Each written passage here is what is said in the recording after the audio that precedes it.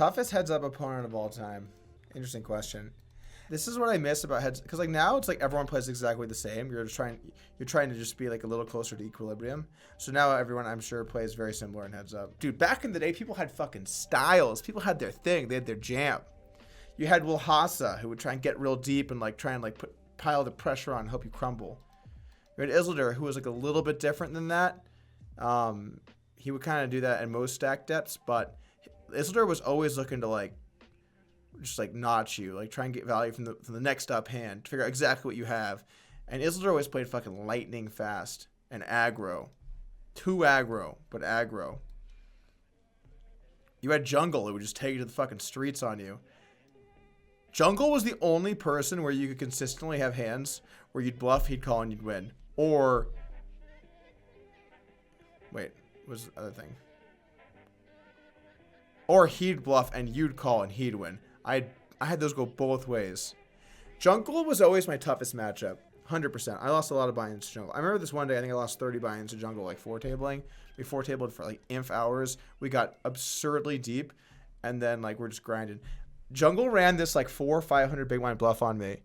And I had 2 pair, and I called him down. And it was like one of the craziest bluffs I've ever seen in my entire life. It was just like, he just had like, he like bet 3-bet 8s, like bet flop, turn made it so the 8s blocked the straight, and he like check called, and then I bet the river, and he just overbet check shipped it on me. And I was like, oh my fucking God. And against so many people, you can just be like, well, they've got the goods, and just put it in the muck. But I was like, dude, there's just no way I can bet fold this versus Jungle. This guy is an animal. He can absolutely be bluffing here, and like, but the tough thing is like, he mainly doesn't do that, but he works it in. Jungle was like, yeah. Although I think Jungle also realized, like stylistically, that bluffing me wasn't as good as a lot of people, because in general, when we played, I feel like I ended up winning a little bit more of the pots, but he won more of the big ones. Anyway, Jungle was a tough matchup for me because he's just not afraid to just like not believe you at all and call your ass down. I remember this one hand where like I 3-bet like 6-5 and like flopped the straight draw and barreled it off, and he just called me down with Queen High. Queen High of the brick flush draw, so he even blocked some bluffs. It was Queen 9. It wasn't even Queen Jack. It was like just, he was like, nope, and just called me down. And I looked at the hand, I was like, what the fuck, man? I learned a lot that day, actually. I was like, against good people, because my style before was just run everybody down. And that style worked for so long, but then you get to the top tier, and then people were like, I'm not going to let you do that. Definitely, Jungle definitely didn't. So I had to really try and keep the bluffs in check, which sort of sucked. It's not nice playing against people like that, because you have to like always be like, oh, is this balanced correctly? And like, it's way better to people that just fold too much, which is like 99% of players. Also, Jungle just plays like real fucking tough, and he's willing to make like develop raise ranges in places most people aren't. Like, he just plays you tough, man. Like, and like I feel like most people never really played like that tough. Wilhasha, I battled him a ton. Hasa, when you were deep, could be a nightmare, and especially the first couple of times. Maybe I have the graph somewhere. I can show you guys one of these days. But he just played you so tough, man. I remember the first 2 times I played Hasa, I had 100%. Well, Hasa had deep high stakes, like NL 20K. Played a bunch of 10K before that. But what Hasa tries to do is he tries to get you to play stakes higher than what you're comfortable playing, and then like try and get really deep, and then just try and raise you all over the place. So like you have to put like your like life savings in on the turn against some guy who's got like a fucking gutter, and he knows that the pots are important to you, because he's baited you into trying to play higher stakes. It's honestly like a great ploy. Hasa destroyed so many up and coming mid to high stakes heads up regs who thought they were ready for Hasa, because if you looked at how Hasa played, there were some clear like fundamental leaks, and there's no doubt about that. I don't know what he plays about like anymore, but in terms of like fundamental like playing poker, well, he had some leaks, which is why people love to play Hasa 100 big blinds deep, and at stakes they could afford for this guy to go crazy. But no, he'd be like, yo, we gotta play the highest stakes, we gotta crossbook this shit on the side, and we're gonna play 200 blinds deep, and we never reset tables. And if you're 500 blinds deep, you play 1,000 blind pot, because I'm fucking Wilhasha, and you can take it or leave it. People would take it, and they would just like ruin their lives. I'm trying to think of some of the people that he like absolutely demolished. Oh my God, there was some heads up reg. I mean, he did to so many people. He actually he like beat down so many of my students. Like they were, so like Jimmy for the Swarm and a couple other guys. In my heads up stable, there was a day in every student's life where they were beating 10-20 and they said 25-50 and they were doing all right. And I'd say to them, it's time. And they'd be like, no. I'd be like, it's time. And what it's time meant was it's time for you to lose like 30 buy-ins at nosebleeds to Wilhasha. In reality, it meant you would take a shot. But they always got clobbered by Wilhasha. All of them. All of them. It was so ridiculous. My track record versus Wilhasha was nuts. I beat that guy every fucking time we played. Except for those 2 really deep sessions that I'm going to talk about in a second. But on my way up, I beat him all the time, constantly. And the problem is, like, especially for stakes that normally, or students or whatever, it was a mixture of both, who, like, are used to playing 100 big blinds deep and at smaller stakes. They don't want to be like, oh, I lost 200K today. Because, like, you know, they might have made 400 or 500K in their goddamn career, right? And so they just get scared and they get kind of shell shocked, and he's like raising all over the place, and like, dude, that like really fucks some people up, man. But the thing is, you take your lumps and then you move back down in stakes and you grind back out at like 10, 20, 29, 50, grind a bunch of that money out. And the next time you play him, you're more ready.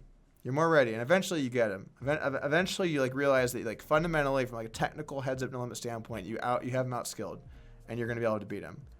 But you got to take your lumps. No two ways about it. Anyway, so what I was going to say is, I think I've told the story before, but I'll tell it again.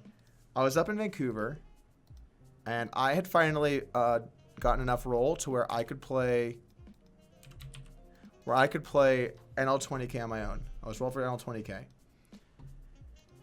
And Hassan wanted to play me NL20K deep. And I was like, that might be a little bit much, but whatever. Like, it's Hassan. I have a great track record against this guy. I'm going to fire.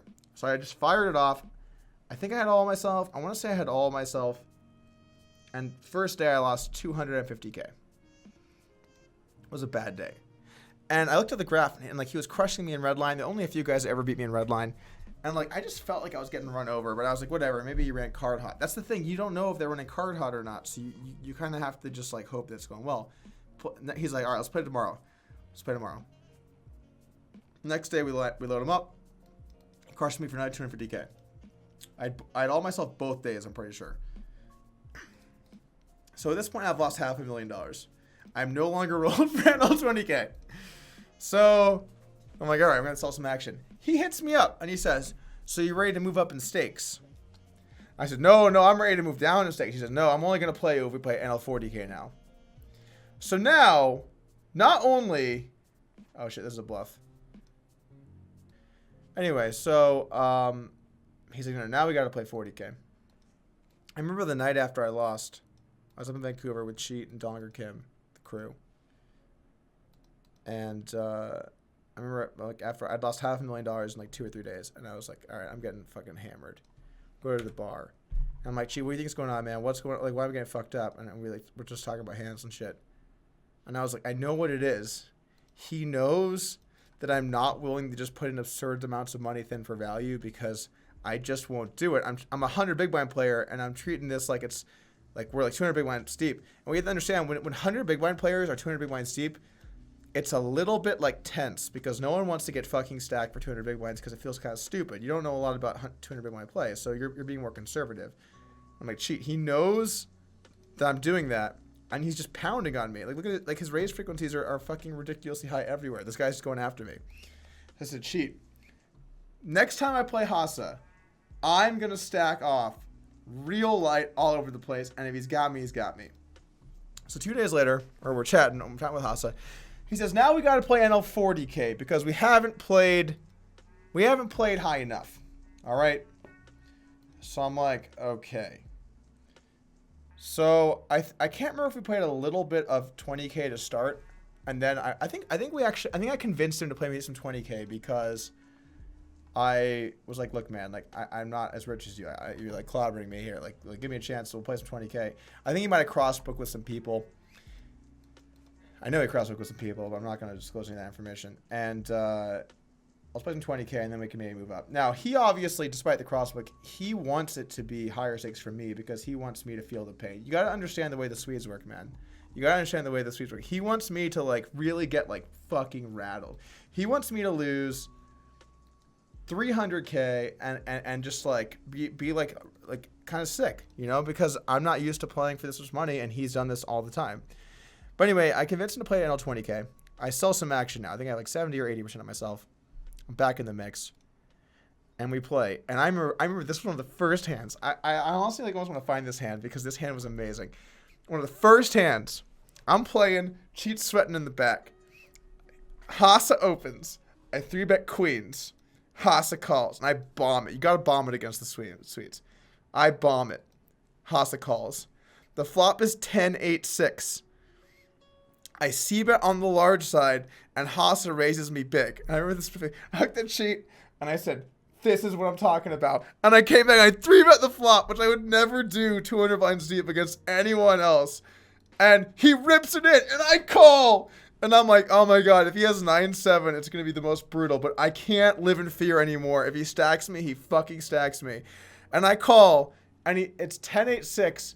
And he has 9-8 offsuit. So he called 3-bet, a huge 3-bet with 9-8 offsuit, and then just like bombed a gutter, jammed over a bet 3-bet, and like I call with queens. So I get in pretty far ahead.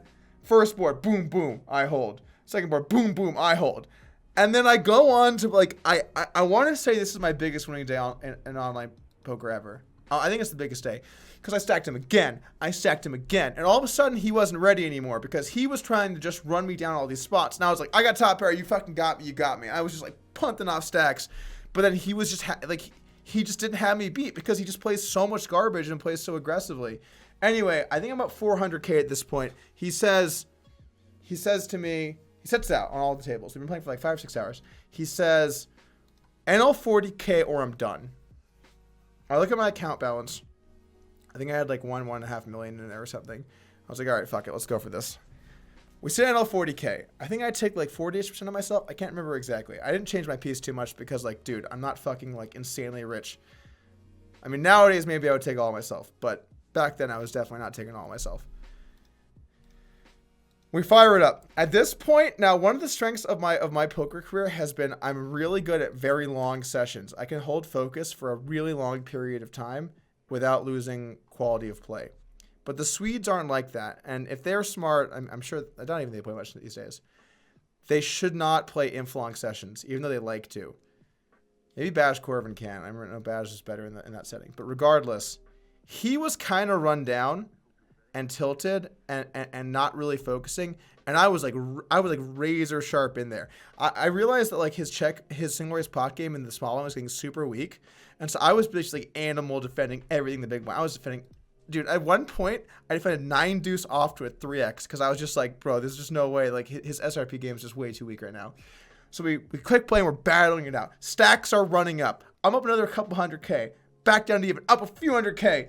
I'm crushing it. And then we had the biggest pot in online poker. It was in 2014. It was the largest pot of the year. This is number one. Someone can look it up. Number one largest pot in online poker in 2014. And it's aces versus kings. But he just piled kings for like inf, basically. It went raise, raise, raise, raise, raise, jam, call. And I had the aces, and he had the kings. And honestly, in that spot, I was only ever going to have the aces because you should not get kings in for infinite just because they're kings.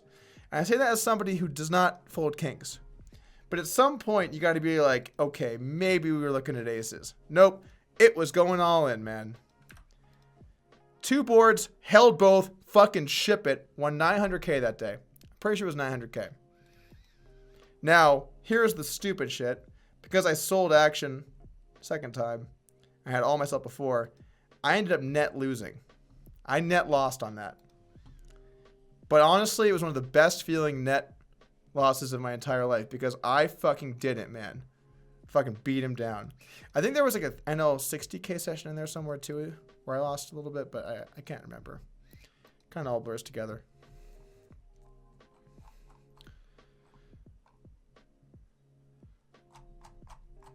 I still fucking, that was so fucking sick, man.